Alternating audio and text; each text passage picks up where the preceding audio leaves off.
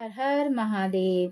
जय श्री महाकाल। अब मैं शिव पुराण का आपको 8वां अध्याय सुनाने जा रही हूँ, जिसमें शिव जी का ब्रह्मा तथा विष्णु को समझाना। जय श्री महाकाल। तब उन करुणाधार भगवान श्री शिव के ने मुस्कुराते हुए कहा, हे ब्रह्मा, हे विष्णु, हमारे वचनों को ध्यान पूर्वक सुनो। तुम दोनों ने मोह में फंसकर परस्पर युद्ध किया, परंतु हमें तुम्हें अपने भक्त बनाने के लिए तुमको जानबूझकर लड़ने दिया। अपने ज्योति को प्रकट करके अपना परिचय दिया, परंतु तुम लोग जान नहीं सके कि इसके पश्चात हमने लिंग स्वरूप में प्रकट होकर तुम लोगों को दर्शन दिए। तुम दोनों ने पहचाना, तब तुम अहंकार में अपेक्षा का त्याग कर वह कार्य करो जिसके कारण के लिए हम तुम्हें कहते हैं। ऐसा कहकर उन करुणागत महेश ने अपनी शिवास द्वारा मुझे और श्री विष्णु जी को वेदों का ज्ञान प्रदान किया। 5 मंत्र ऐसे बताए जिनमें की मस्त विद्याएं विद्यमान हैं।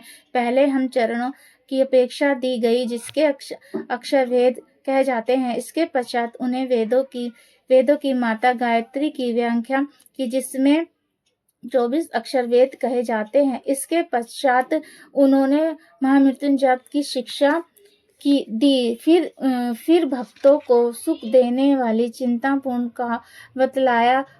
इन मंत्रों को पढ़कर हम अत्यंत प्रसन्न हुए। उसके पश्चात मैं और विष्णु उनके दर्शन में नील हो गए और वह आनंद प्राप्त हुआ तो कहा कि नहीं जा सकता। जो सुख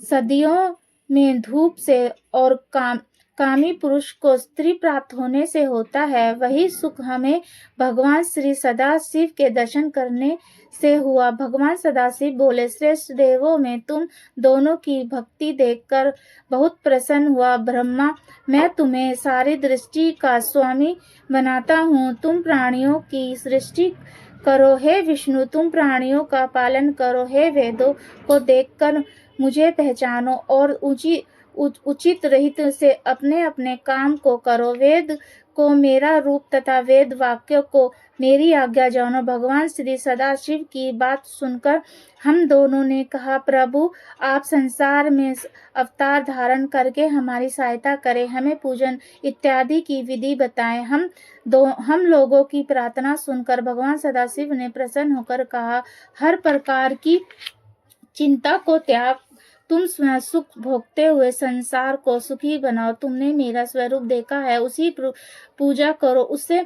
तुमको सुख की प्राप्ति होगी। इस समय जैसे लिंग स्वरूप के पूजन से तुम लोगों का दुख दूर हुआ, इसी तरह दुखी व्यक्ति मेरे लिंग रूप द्वारा पूरा पूजन करके अपने दुखों को दूर कर सकते हैं। लिंग के अर्थात संसार के कष्ट क्षय होने का स्थान। जब भी तुम्हारे किसी तरह का कष्ट हो, तुम मेरे इस लिंग की पूजा करना। स्वयं अपने पर भी इस संसार में प्रकट हुआ मेरा नाम इस समय रुद्र अवतार होगा। मुझे और रुद्र में भेद न जानना। सारी दृष्टि में मुझे व्यापक समझा जाएगा।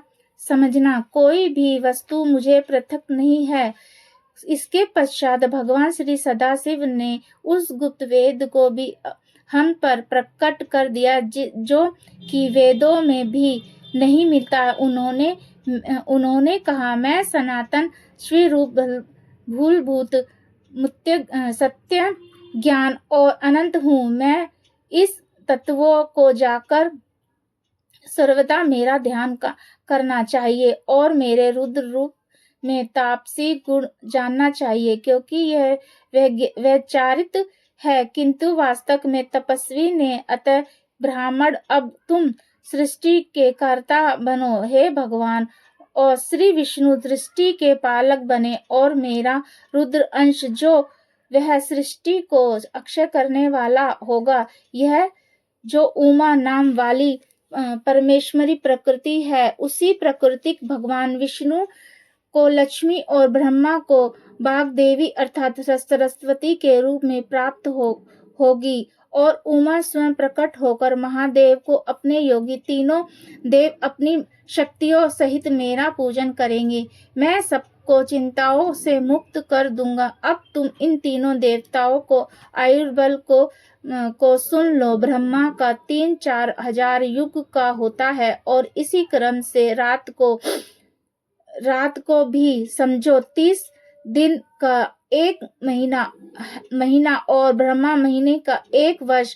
इस प्रणाम से ब्रह्मा जी की आयु 100 वर्ष की होती है और श्री ब्रह्मा जी का 1 वर्ष भगवान श्री विष्णु का 1 दिन कहलाएगा और वह इसी प्रणाम से 100 वर्ष तक जिएंगे तथा विष्णु तथा 1 वर्ष रुद्र 3 एक बराबर होगा और उसी क्रम से वह भी 1 वर्ष एक स्थित रहेंगे। जब मेरे भगवान श्री सदाशिव के मुख से एक श्वास उत्पन्न होता है उसमें कि उनके 21,000 के 100 दिन रात होते हैं।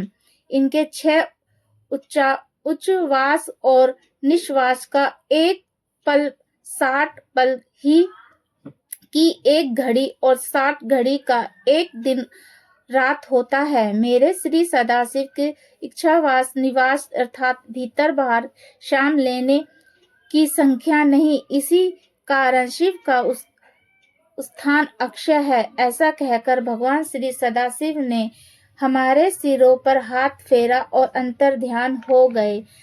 हर हर महादेव। यह अध्याय यहीं समाप्त होता है और आगे की कथा में आपको दूसरे अध्याय में सुनाऊंगी। हर हर महादेव, हर हर महादेव। जय श्री महाकाल, जय श्री महाकाल।